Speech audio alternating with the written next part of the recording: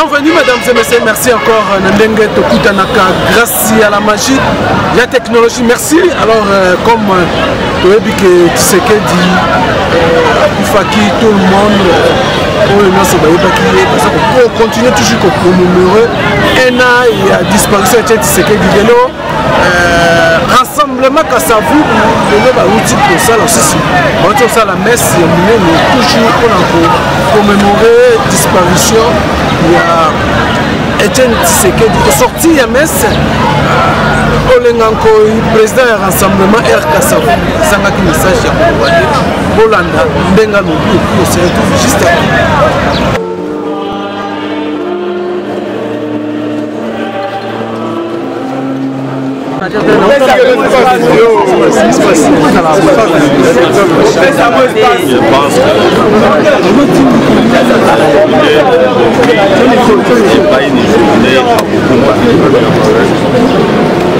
Comme responsable, doit dédier sa pensée. Les Congolais savent ce qu'Étienne a fait pour le peuple. C'est comme ça que vous voyez la participation de l'ensemble de notre peuple autour de sa mémoire. Nous promettons à notre peuple le combat de la démocratie et le bien-être de notre peuple. Nous allons demander à Dieu de nous donner la sagesse nécessaire pour supporter ce que personne ne peut supporter. C'est par là que nous allons faire ce qu'il nous a légué, dont notamment ce que je viens de vous citer ici. Très chers compatriotes, vous savez, ce qui est plus important dans la vie, c'est amener le peuple vers les objectifs escomptés.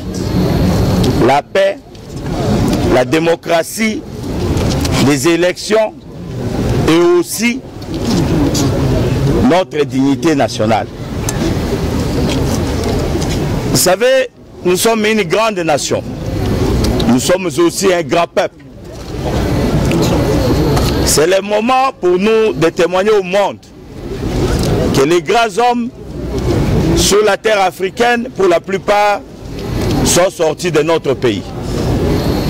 Rappelez-vous, dans l'histoire, il y avait un Patrice Lumumba. Dans les temps des années 60, il y avait l'ouragan de l'indépendance. Rappelez-vous toujours, il y avait aussi dans ce pays un certain cardinal Maloula, qui aussi, dans l'ouragan de l'histoire, sur le plan ecclésiastique, c'est les gens qui ont marqué l'histoire. Mais aussi, l'amour à la patrie. Rappelez-vous aussi de Simon Kimbangu, qui lui a beaucoup fait pour notre peuple, pour la théologie de liberté. Rappelez-vous aussi de Laurent Désiré Kabila, qui lui a témoigné au monde ce que c'est un peuple, car ils sont décidés de combattre pour leur propre liberté. Chers amis, rappelez-vous aussi, face à notre diversité, le maréchal Mobutu, qui à travers lui, nous avons acquis une certaine expérience de lutte pour la liberté. Parce que pour lutter contre la liberté, il faut avoir connu une certaine dictature. Mais lui aussi a contribué sur la dignité africaine. Chers compatriotes, rappelez-vous de toutes les grandes valeurs qui regorgent notre pays à ce jour. Des valeurs vivantes du côté de l'Église comme du côté de la scène politique, nous l'avons. Et je pense que toutes ces valeurs aujourd'hui reposent entre les mains du président de la République qui doit conduire la nation vers la paix, les élections démocratiques, dans la paix, dans l'unité de notre pays et faire promouvoir les valeurs que ses pères l'ont léguées. Mais rappelez-vous aussi que c'est un devoir moral de remercier l'archevêque de Kinshasa, le cardinal Mosengo Passigna, qui grâce à lui, nous avons été acceptés sur ces lieux pour célébrer cette messe de grâce en mémoire de l'illustre disparu Etienne Tshisekedi Ouamulumba. Mais rappelez-vous aussi de l'assemblée de notre peuple. Comme on dit, il n'y a pas de foi sans œuvre. Et toute foi sans œuvre est une foi morte. Et je crois que l'abbé qui a célébré la messe vient de nous donner une grande prédication que vous savez, tout chrétien doit suivre le chemin de Jésus. Et quand on parle d'Etienne Tshisekedi, aujourd'hui ça ne doit pas être comme un fonds du commerce. Mais nous devons traduire cet enseignement à travers les actes. Et c'est comme ça que vous voyez que l'homme qui est en face de vous, depuis qu'il a pris la responsabilité de succéder à la tête de ce grand homme, il a pris dans l'esprit, dans l'attitude et dans les manières de conduire les affaires de l'État. C'est là, chers amis, que j'essaie de traduire mes ennemis à mes alliés, mes adversaires à mes amis. Je vous remercie pour l'amour du Congo.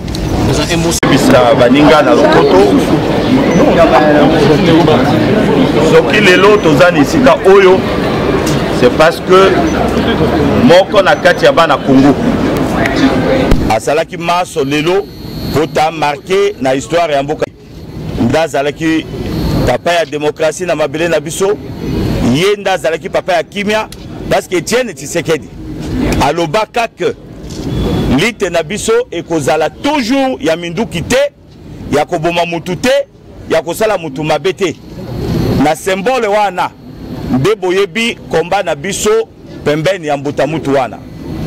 Etienne Tshisekedi alekisaki vi na ye mobimba mpo na ekolo Congo ti mokolo ya suka bobinu oyo bomonaki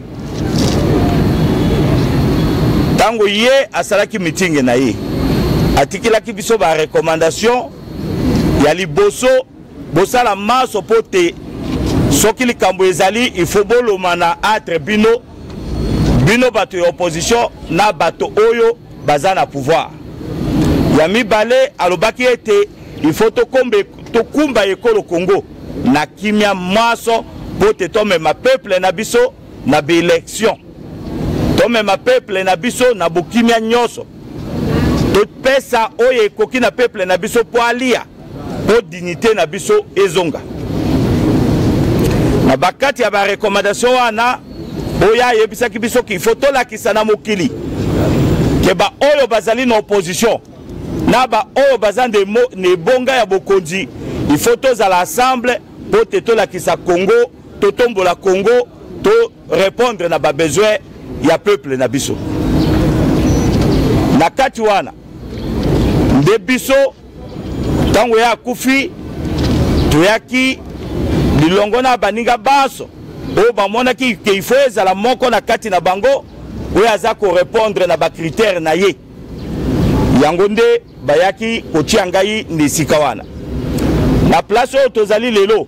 Chers compatriotes, ezala muto afingi na kokoka ko répondre te, ezala batongi na koki kosala eloko moko te parce que Etienne Tshisekedi azalaki na attitude wana. Lelo il faut na lataye na esprit, il faut na lataye na ba attitude, il faut na lataye na attitude ya Congo, na bolingo ya Congo, na ba démarche nyonso oyo esengeli ke peuple na biso bakende na dignité. Yango nde boza komona lelo ezala muto akofinga ndenge nini objectif na biso eza ya kokonte ba nombre bafingi biso te, ma objectif na biso eza ya komema peuple na kimia nyonso po te tokende na baélection tozala bomoko na kati na biso po te peuple na biso dignité na bango emonana.